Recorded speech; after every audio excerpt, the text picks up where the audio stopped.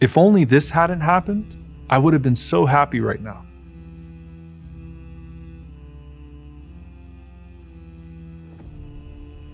If only this situation went my way, I would have been married by now. If this, then that. The word if is short, but its impacts are long-standing and have the power to trap you in the thoughts of what could have been and leave you disappointed with what actually is.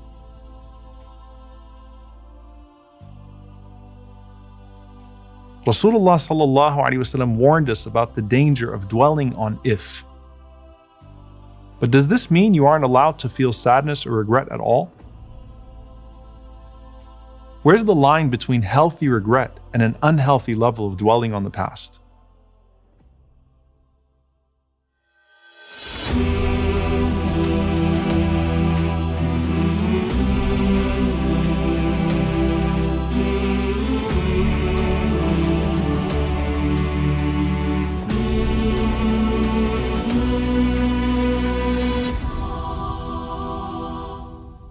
During the time of some of the worst fitna this ummah has ever seen, there was a man in Basra who was a general in the army of Ubaydullah ibn Ziyad, who was serving under Yazid ibn Muawiyah.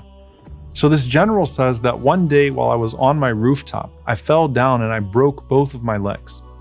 And as I was laying at home with both of my legs broken, the righteous scholar Abi Qilaba rahimahullah came to visit me. And he said to me, "Arju an yakuna dhalika khayra." I hope this was actually better for you. And so I responded to him and I said, "Ya Aba Qilab, what in the world could be good about my legs being broken?" He said, "Listen, ma satar Allahu alayka akthar. What Allah protected you from, if your legs weren't broken, is better for you." So he says, 3 days later, I get this letter from Ubaydullah ibn Ziyad enlisting me to join an army to go fight Al-Husayn radiallahu ta'ala anhu, the grandson of the Prophet sallallahu alaihi wasallam. So I responded to him and I said, "I can't join you because my legs are broken." And then a week later, I heard that they murdered Al-Husayn radiallahu ta'ala anhu. And I said, "Rahim Allahu Aba Qilaba, qad sadaq, innahu kana khayran li." May Allah have mercy on Abu Qilaba. He was so right that it was better for me. Had that not happened to me, I would have taken part in the crime of murdering the grandson of the Prophet sallallahu alaihi wasallam. We always see the if only of regret, but not the if only that Allah saved us from. Regret can be inescapable because we are human and we're going to make mistakes that have consequences beyond the immediate moment. And part of being human is sometimes miscalculating and making the wrong moves. And sometimes thinking that we made all the right moves, but everything still went wrong. The worst part is when we start to imagine all these alternate worlds and a different life, if only we had done things differently. And this is where the word comes in, if. And not every if is the same. There are ifs that cause doubt, there are ifs that cause learning, and there are ifs that actually cause gratitude. As for the ones that cause doubt, these are the ones that can make us challenge the Qadr of Allah subhanahu wa ta'ala. The Prophet sallallahu alaihi wasallam said, "Don't say, if I had not done that, then this wouldn't have happened. وَلَكِنْ قُلْ قَدْرَ اللَّهُ وَمَا شَاءَ فَعَلْ." Instead say, Allah did what He had ordained to do. Because the word if opens the doors of the shaitan. This is the if that convinces you that if you would have done something different, or if someone else didn't exist, or if a certain circumstance didn't arise, then the decree of Allah would have been different. But it was never going to be different. And this can lead you to hate yourself. It could make you hate others. It could make you hate the world. Or even worse, it could make you turn in hatred towards the heavens. And that's why the Prophet ﷺ said it opens the doors of shaitan.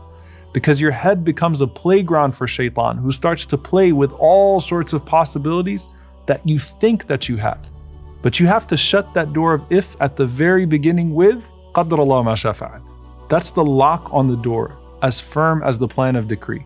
Al-Qadi Iyad rahimahullah said about the phrase if only, that repeatedly thinking this can actually become a habit.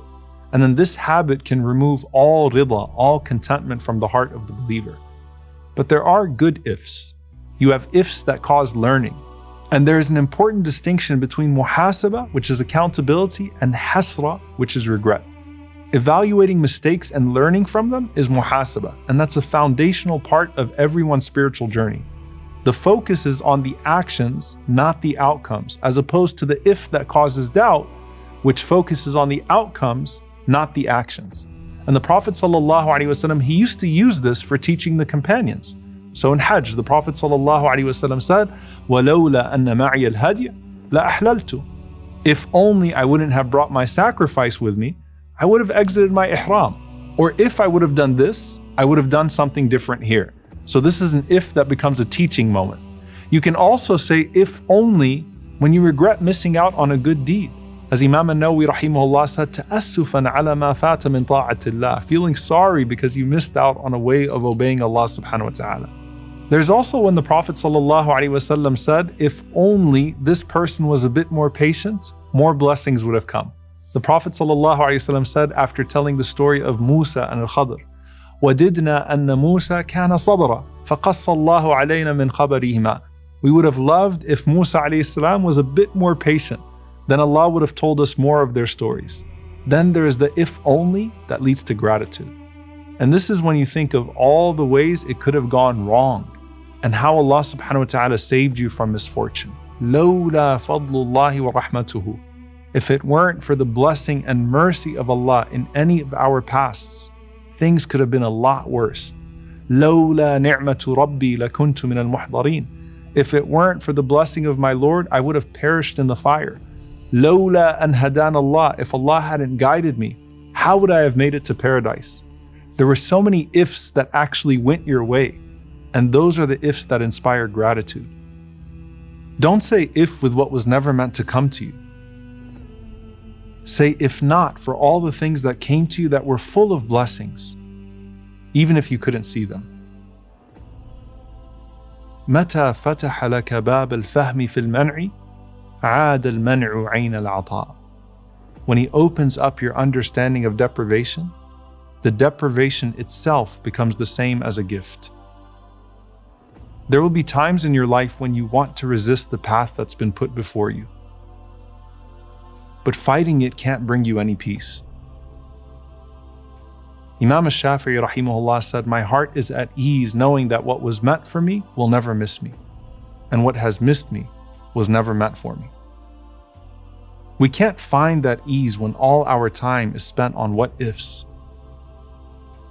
Because life is not about the what ifs. It's about what is.